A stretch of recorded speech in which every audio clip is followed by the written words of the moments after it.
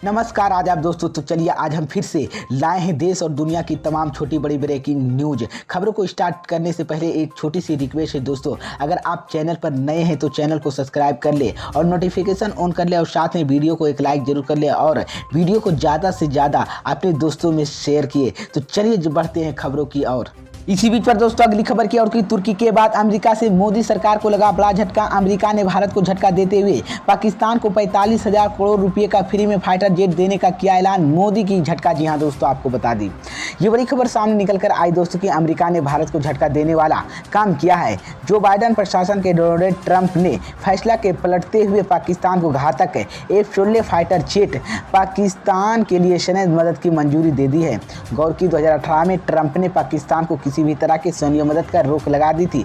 पाकिस्तान के F-16 fighter jet के लिए 45 करोड़ डॉलर के उपकरणों को खरीद के मंजूरी दे दी है। ऐसे में माना जा रहा है कि इस मदद के बाद अब पाकिस्तान फाइटर जेट के लिए नई लाइफ बना सकती है। पाकिस्तान को यह वित्तीय मदद इसलिए दी जा रही है कि ताकि वो वर्तमान में भविष्य आतंकवाद विरोधी खतरनाक निपट सके।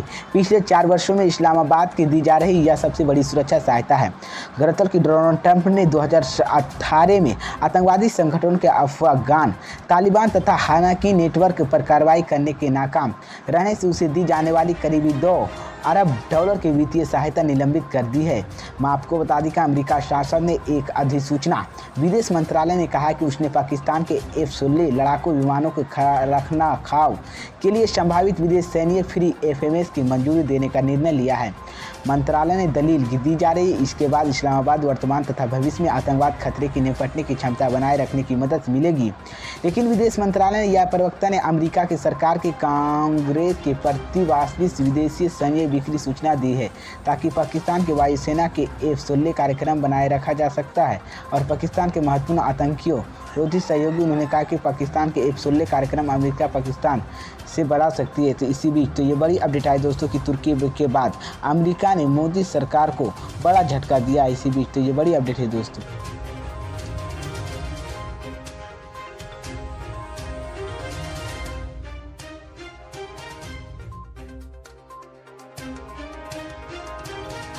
तमिलनाडु में भारत जोड़ो यात्रा कर रहे राहुल गांधी ने प्रेस कॉन्फ्रेंस कर बीजेपी और आरएसएस पर जमकर निशाना साधा है। कन्याकुमारी में उन्होंने कहा कि देश की सभी जन संस्था अब भाजपा के नियंत्रण में और उनका विपक्ष पर दबाव बनाने के लिए इस्तेमाल किया जा रहा है। हम अब एक राजनीतिक दल से नहीं लड़ रहे हैं, अब यह लड़ाई भारतीय राज्य की संरचना और विपक्षों के बीच। उन्होंने कहा कि हर एक व्यक्ति और संगठन की अपनी विचारधारा होती है। भाजपा आरएसएस की अपनी विचारधारा है। हमारे लिए यह यात्रा जनता से जुड़ने की यात्रा में नुकसान भाजपा और आरएसएस की विचारधारा ने देश की किया है, उसके खिलाफ यह यात्रा है। जब राहुल गांधी ने पूछा गया, बीजेपी के आरोप है कि यह यात्रा की कांग्रेस बचाने के लिए आरएसएस अपनी राय रखने की स्वतंत्र, लेकिन हम लोगों की जुड़ने के लिए भारत जोड़ो यात्रा कर रही है। राहुल गांधी ने कहा कि सच कहूं तो यह 1000 वर्षों से 2 अलग अलग दृष्टिकोणों के बीच लड़ाई चल रही है और यह जारी रहेगी। भारत के 2 अलग अलग दृष्टिकोण के लिए एक दृष्टिकोण कठोर नियंत्रित करने वाला जबकि दूसरा मिश्रित खुले विचारों की यह लड़ाई रहेगी।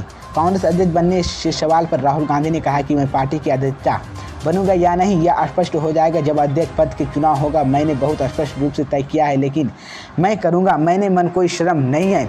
इसी बीच तो ये बड़ी अपडेट आई दोस्तों कि राहुल गांधी ने एक बार फिर से बीजेपी और आरएसएस पर तीखा हमला बोला है। इसी बीच पर दोस्तों अगली खबर की ओर की शिवपाल यादव ने 2024 में बीजेपी के गठबंधन को दिए संकेत, अखिलेश यादव पर साधा निशाना। जी हाँ दोस्तों, आपको बता दें ये बड़ी खबर सामने निकल कर आई दोस्तों कि प्रयागराज में सपा प्रमुख मुखिया शिवपाल सिंह यादव ने बड़ा बयान दिया है। उन्होंने दावा किया कि 2024 में प्रतिष्ठित समाजवादी पार्टी अपने संगठन के बूते सत्ता में रहेगी। शिवपाल सिंह यादव ने 2024 में बीजेपी को गठबंधन से भी संकेत दिए हैं। उन्होंने कहा कि प्रतिष्ठित समाजवादी पार्टी के निकाय चुनाव में पूरे दमखम के साथ लड़ेगी। उन्होंने भतीजे अखिलेश यादव पर निशाना साधा है। शिवपाल यादव ने कहा कि अगर अखिलेश यादव पार्टी की कमियां देख रही तो वो टिकट की बंटवारा सही लेती समय सरकार तो एसपी के मुखिया अखिलेश यादव मायावती और बीजेपी की मिलने पर बयान देता था। इस बारे में मीडिया से बात करते हुए शिवपाल सिंह यादव ने बीजेपी सरकार नौकरशाही भ्रष्टाचार और गंभीर आरोप लगाया। उन्होंने डिप्टी सीएम केशव प्रसाद मौर्य की करीबी एक एमएलसी भी धांधली का आरोप लगाया है।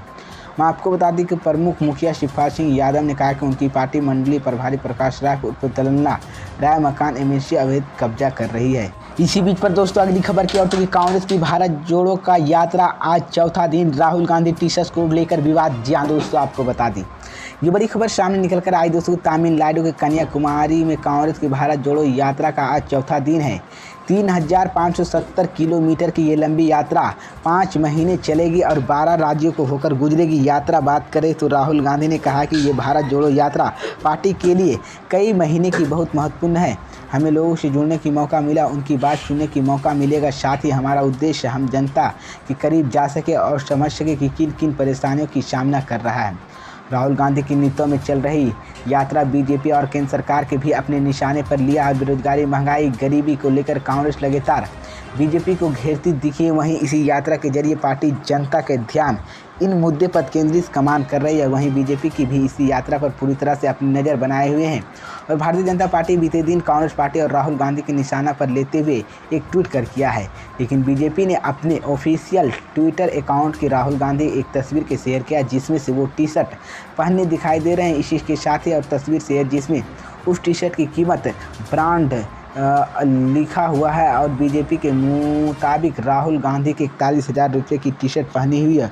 बीजेपी ने इस तस्वीर को शेयर करते हुए लिखा है, भारत देखो।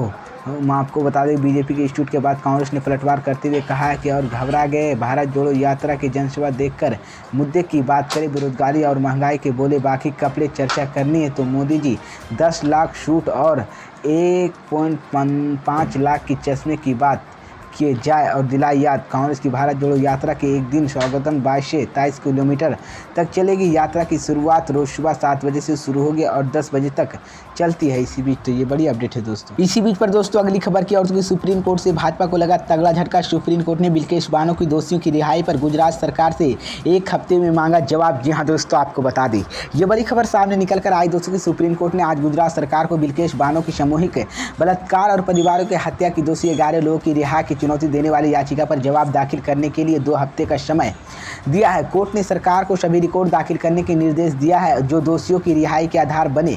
अब 3 हफ्ते के बाद मामले की सुनवाई होगी।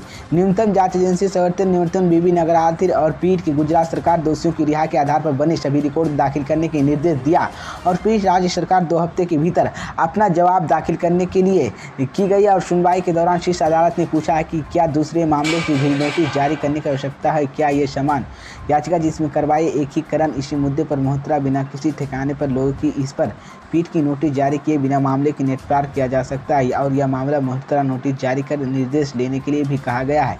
इसी बीच इससे पहले भी 15 अगस्त को सुप्रीम कोर्ट ने 11 दोषियों की रिहाई की चुनौती देने वाली याचिका पर गुजरात सरकार से जवाब मांगा था, लेकिन पीठ ने इसी दौरान फिर स्पष्ट किया जिसमें उन्होंने दोषियों की अनुमति दे दी इस वजह की विचार करने के लिए की है। इसी बीच तो ये बड़ी अपडेट है।